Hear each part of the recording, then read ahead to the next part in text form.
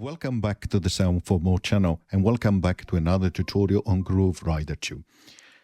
Before I continue, I would like to remind my viewers to subscribe as it helps with growing the channel. Additionally, if you would like to support what I do, please do check the instruction contained in each video description. Thank you again. Okay, so today we are going to cover wavetables, and I take the opportunity to explain how the LFO works as well. So first of all, we are going to create a new pattern, and we keep the setting by default. We also lower slightly the volume here on the mixer. Okay, so we go to sound and we remove this first default layer and click and hold here. We have seen the same from the sampler. Now we are going to add a wavetable. It works very simply. As you can see, at the beginning, you don't have anything. And let's go to keys here. Because you don't have any wavetable loaded. So you click on load. As you can see, I have already loaded some of them. But if you need to, you just can import files, wavetable from files, or you can import a folder as well. It works in terms of importing with Serum wavetables in wave format. That is what I find it works best with. Okay, so just click on one of them and there it is. Now, as any wavetable, you can change the wave position here.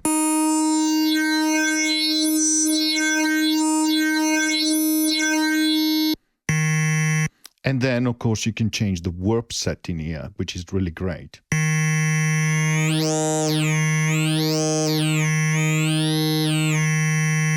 Now, you can change the assignment here, like so, and what you see is, at the moment, by default, wave position is assigned to E1 here, and warp is assigned to E2, but you can swap them, like so. Warp goes to E1, and wave position go to E2.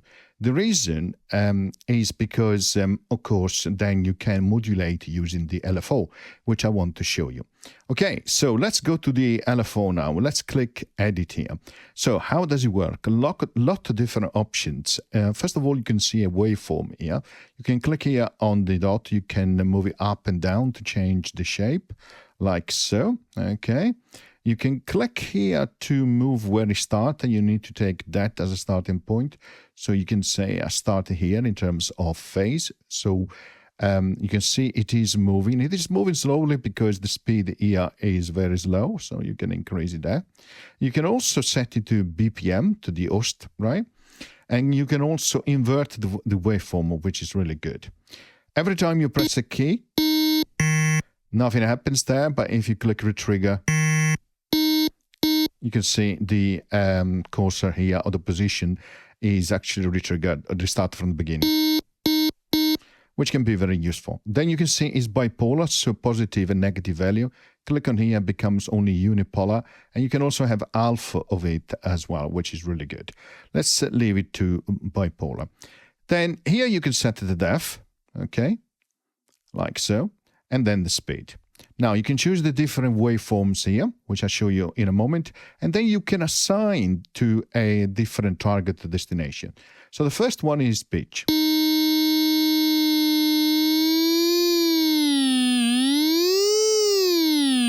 You can see here acting on the pitch, okay? That's straightforward, double click. Of course, you can go negative and positive as well. Next is the filter. At the moment, you don't hear anything because you can see the cutoff is set to maximum. You can set it to negative as well. Or you can simply positive and then adjust the cutoff, something like that. Increase the speed. Next, what you can do, you can assign it to the amplitude, like so. You can see is changing the amplitude here of the mixer.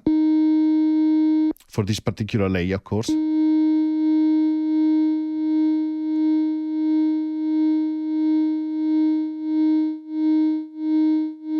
Then you can go to edit one, and this is why it is important to know this, because it affects the wavetable position here.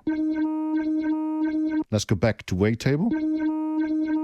You can see it's moving up and down. Now, if I swap these, it will affect the warp. And I can still act on the wave position.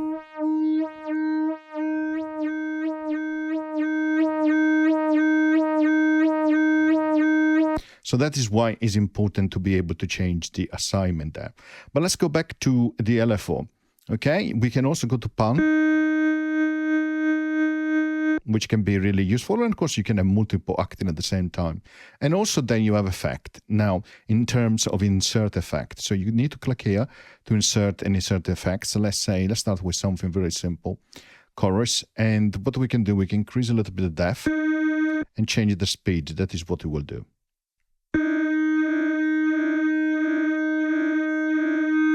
Okay, that is how to use it with insert and effects. Now, you can change, of course, the sound, the shape, okay, of the wave that is used by the LFO. So let's try on the pitch.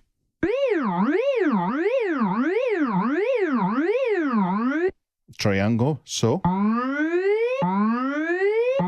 Sounds like a siren. You can have a saw too, different shape, higher frequency. Square. Ambulance sound, why not? Trapezoid. You can have a random, I'll come back to EG.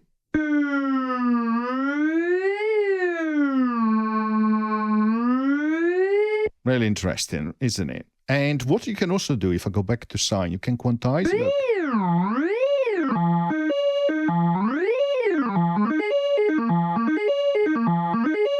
I find this quite amusing. It's quite nice. Now, one of the questions I got already asked was if I use an envelope against, for example, the amplitude, can I have a different envelope for the filter? Not at the moment. But one thing that you could do is to use the envelope generator here from the LFO and assign it against the filter, like so. So it is triggered only once, as you can see.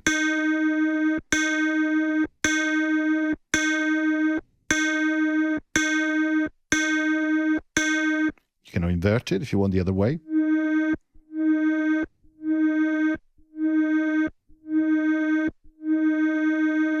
Okay, so you can still quantize it. Which is interesting.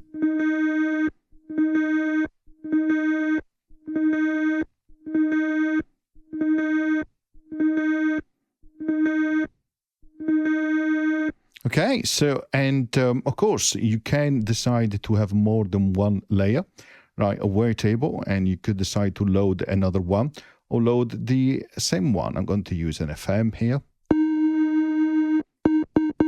Check the level here. You may want to adjust the mix. And then you can have, use the LFO against, for example, the wave position as well here.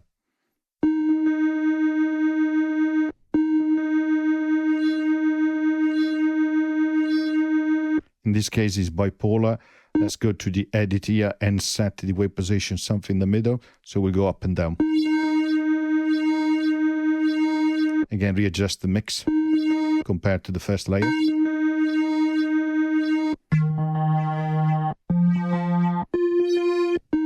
Of course, in the first layer, we are not acting on warp or wave position because we are using the LFO as an EG against the cutoff. But that's not what you need to do. You could decide also to have it against the wave position. And let's go here and swap them.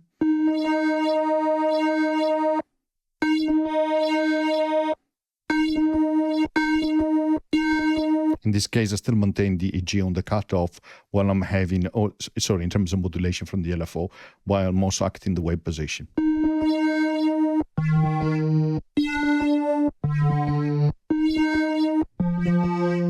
Now, of course, if you want to use the LFO on insert effect, I showed you how to do that.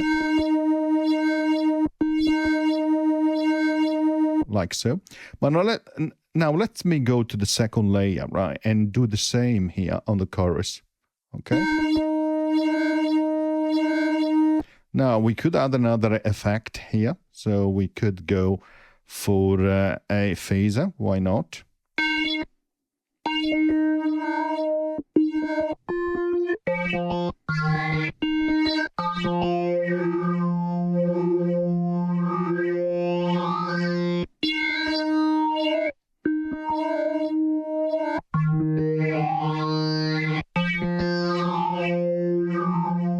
To make it a little bit more interesting. Okay, I hope you enjoyed the tutorial. Now you know how to load Wavetable and how to use the Wavetable synth, and you know how to use the LFO as well. Thank you very much. See you next time. Bye.